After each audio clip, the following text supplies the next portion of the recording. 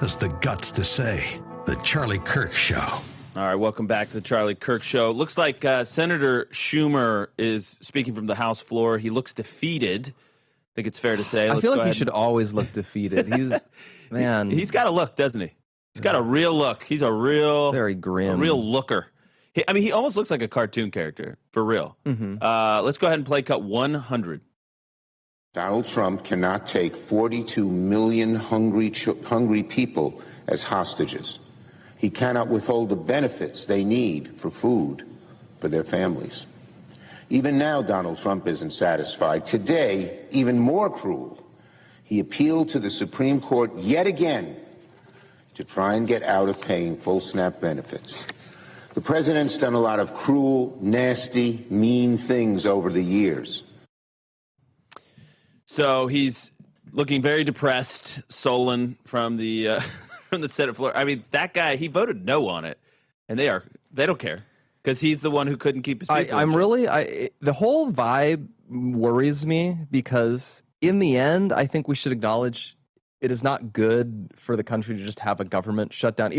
Even if you think, oh, the government's so bad, I like it being shut down, that itself is a giant, flashing red warning light. Yeah, that should be like a big alert. And I'm worried that the Democrats and potentially Republicans too are reaching this idea where they just regard it as politically good to have the government shut down whenever they're not in charge of it. Well, and that's what's so cynical about this whole thing is that you have 8 people that caucus with senators that caucus with the Democrats that finally broke rank, and you've got Tim Kaine saying, "Listen, I got all these government workers that aren't getting paid in my home state. I got basically 1 million people in Virginia that are on the government payroll.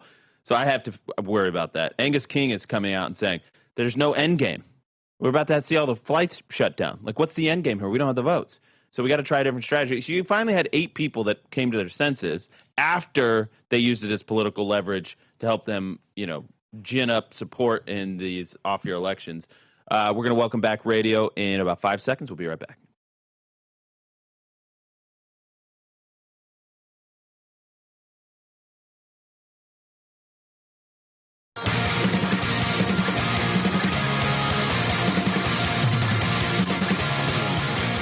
All right, welcome back. National Radio, Real America's Voice, all the folks streaming. So we got inundated. We got dozens of emails at Freedom at Charlie Kirk, just different thoughts on the mortgage question. A good amount of enthusiasm for it, I've got to say, across the spectrum.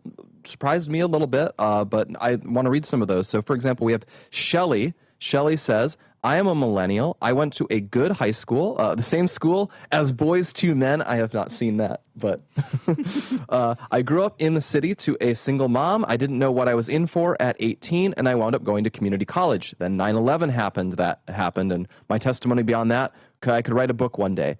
I remember the first-time homebuyer craze under Obama, and I remember the mass foreclosures. I remember homes going from $50,000 to $350,000.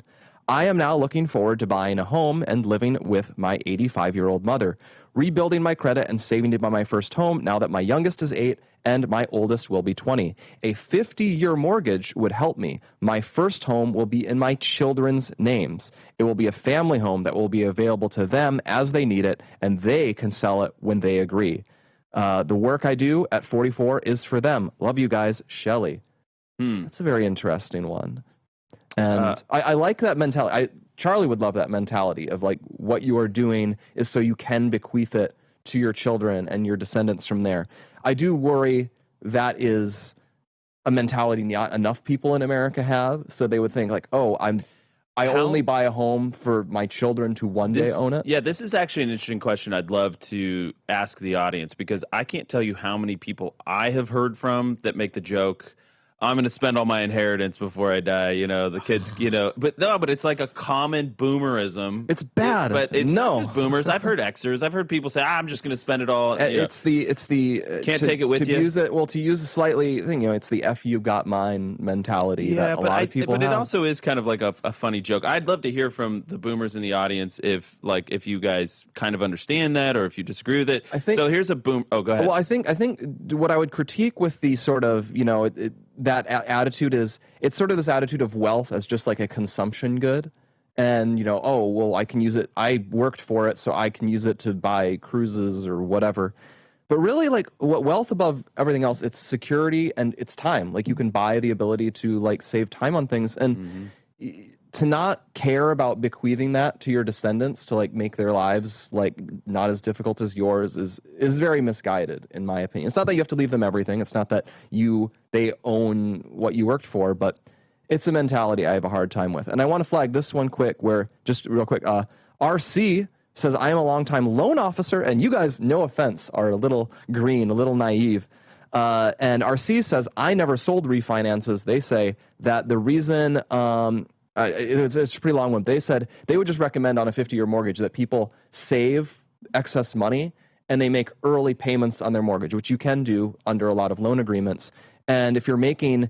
RC says if you're making 2.5 extra payments a year, so kind of 2.5 worth of monthly payments a year, you can shave a 30-year mortgage down to 11 years, which sounds wild to me. And so I imagine that could have an even bigger effect on a 50-year. That would be interesting, but I would also note the reason we have these 50-year proposals is people can't afford the 30-year mortgage. And so how much are they going to be able to save on a 50-year? We got a Mike from Ohio says he's a boomer. He's born in 1946. He's a veteran, father of 8. Grandfather to MVP, 22, MVP. and a great grandfather to 3 great grandchildren. This is fantastic. He says he listens to Rav 4 to 6 hours a day, and he loved Charlie. So he says, here's my suggestion to young people: seek first the kingdom. Get married in your 20s, have a big family, tithe your income first, then live within your means with what's left over. If you are able to buy a home, that's swell. If not, trust in God's word to take care of you and your family. Raise your children in the Lord so they can have a good foundation to change the world for good. When they become adults, tell them to follow Jesus no matter what circumstances they may find themselves. Christ will take it from there, and he will raise up a world of Charlies. Mike from Ohio. That is beautiful. What Charlie would talk about this too. Like, if you do follow, sometimes with Rob Henderson, he called it the success sequence. Get married, don't have kids until you're married. Finish high school, and I can't remember what's the third part of the success sequence. But basically, if you follow good practices, in the end, we face a tough world. It is a tough reality. Yet at the same time, if you follow the very good basic moral principles, you will likely be able to save money and eventually even afford these inflated home prices that we have. Yeah, you have to. Or if you can't, you'll be able to afford renting. You live within your means is a tried and true old school approach. It's basics. Yeah, just live within your means. It's not great. We want homes to be cheaper. We're fighting for that. Yeah, but you have to recognize sometimes the world is not as accommodating as we'd like. And you have to work for that. Ryan James Gurdusky and Julie Kelly in hour 2. Don't go anywhere. We will be right back.